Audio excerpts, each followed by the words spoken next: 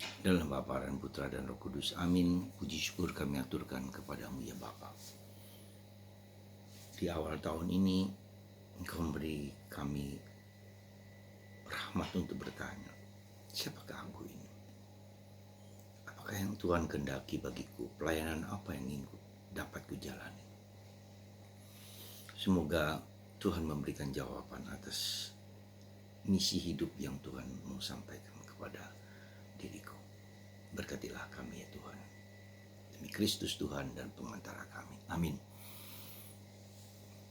Para saudara, hari ini gereja merayakan para kudus Santo Basilius dan Gregorius Nazianzus, seorang uskup dan penjaga gereja. Kedua orang ini, Santo Basilius dan Gregorius, sahabat yang membela ajaran Kristus yang adalah Allah dan juga manusia. Karena pada waktu itu muncul aliran sesat Arianisme yang menganggap bahwa Yesus hanyalah sebagai seorang yang unggul, seorang yang hebat. Tidak lebih daripada itu. Yang kedua orang tokoh ini dengan tulisannya, dengan khotbahnya, ya, bekerja untuk memberikan ajaran yang benar tentang Kristus sebagai manusia 100%, Kristus sebagai Allah 100%. Nah, para saudara, dua tokoh penting ini di awal abad-abad pertama tahun 300-an itu penting bagi gereja sebagai bapak-bapak gereja, karena mereka lah yang mendengarkan dan menjadi murid para rasul, dan mereka yang kemudian berjuang untuk membela kebenaran dari Kristus sendiri. Betapa pentingnya bapak gereja, karena mereka lah yang meneruskan ajaran para rasul ini terus-menerus dengan tulisan, dengan karya mereka. Dan itulah yang kemudian gereja Katolik mengenalnya sebagai tradisi T besar. Bukan T kecil, tapi T besar yang menunjukkan nilai-nilai Kristus yang dianut oleh para rasul, dan kemudian dia diberikan juga kepada para muridnya, dan murid-murid inilah yang kita sebut dengan pujangga gereja yang meneruskan tradisi suci yang tak tertulis bahkan, tetapi diikuti di dalam katekese, dalam liturgi, ya, dalam ajaran-ajaran yang sifatnya liturgis, ya, katekese, ya. Dan itu kemudian berkembang tumbuh berlanjut terus menerus. Kita bersyukur atas para bapak gereja dan pujangga gereja yang telah memberikan fondasi-fondasi kuat dalam iman kita, berhadapan dengan aliran-aliran sesat yang muncul pada waktu-waktu tertentu. Itu yang pertama. Yang kedua, dalam bacaan hari ini, bacaan Injil, Yohanes Pembandi ditanya, siapakah engkau? Apakah engkau Mesias? Apakah engkau Elia? Ya, dan orang yang diharapkan, dinubuatkan akan datangnya Mesias, Yohanes mengatakan, siapakah aku ini? Aku adalah orang yang berseru-seru di padang gurun, mempersiapkan jalan bagi Tuhan. Dan aku membaptis dengan air, tapi ada yang lebih dalam itu, membaptis dengan roh dan kebenaran. Saudara, dalam perjumpaan dengan banyak orang, sering kali orang bertanya, Tuhan, Romo, apa yang menjadi misi Tuhan dalam hidupku? Apa yang menjadi kehendak Tuhan yang mau kulayani? Pelayanan apa yang bisa kuberikan kepada orang lain? Nah, inilah yang cukup penting bagi saya dan bagi kita semua untuk mengenal apa bentuk pelayanan apa yang bisa kuberikan kepada orang lain. Ya, tentu saja pelayanan itu tidak jauh dengan pengalaman-pengalaman kita sehari-hari dari dulu sampai sekarang yang sangat menonjol. Nah, itulah ketika kita menemukan Tuhan menghendaki aku untuk melayani orang miskin, orang kecil, orang sederhana. Beberapa hari yang lalu saya berjumpa dengan seorang yang setelah sharing, setelah mendapati pengalaman-pengalaman masa lalu hingga sekarang, kemudian dia bertanya, apa yang Tuhan kehendaki aku? Dalam hidup rohaninya, dalam pengalaman batinnya, dia mengatakan, engkau harus melayani orang-orang kecil, orang miskin, orang yang terlantar, anak-anak yang terlantar, anaknya yang dibuang, ditolak, segala macam itu. Karena sendiri dia mengalami penolakan-penolakan sejak awal hidupnya hingga sekarang. Jadi saudaraku terkasih, bagaimana kita menemukan God's dream ini, mimpi Allah dalam diriku? Apa yang Tuhan kehendaki dalam diriku? Lihatlah pengalaman batin apa yang kita alami dari dulu hingga sekarang.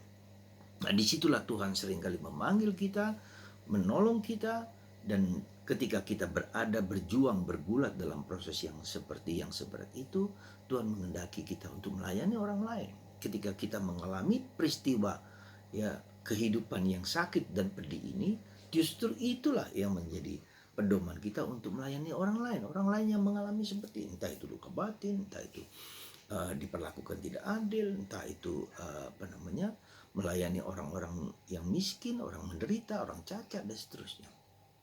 Dan itulah saudaraku panggilan yang paling penting yang harus kita jalani, dan itu panggilan itu sesuai dengan hidupku sekarang ini.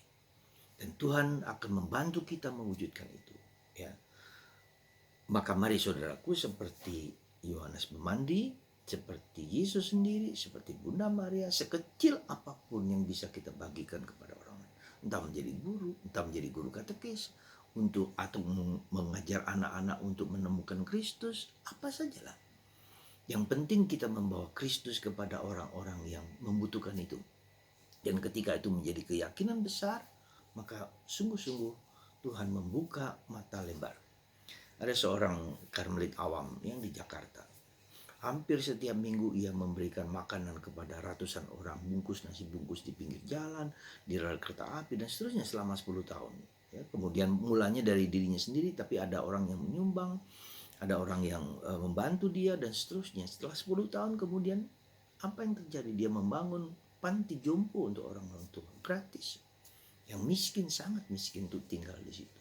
Juga dari dari bantuan orang-orang di sekitar, sungguh-sungguh itu orang miskin.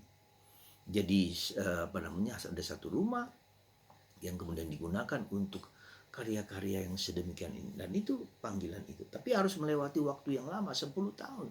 Setelah 10 tahun dia membantu orang, memberikan makanan nasi bungkus kepada orang di siang hari, kepada orang-orang miskin di rel kereta api dan seterusnya. Tapi kemudian berkembang, bertumbuh.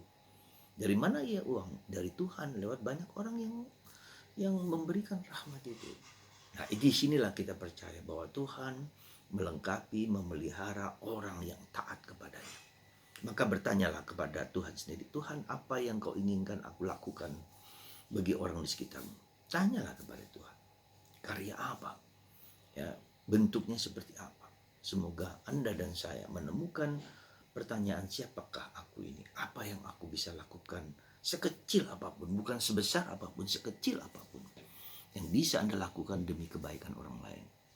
Yohanes Pemandi, ada orang yang membaptis dengan roh dan kebenaran, kamu tidak tahu dan kamu menolaknya. Itulah Yesus.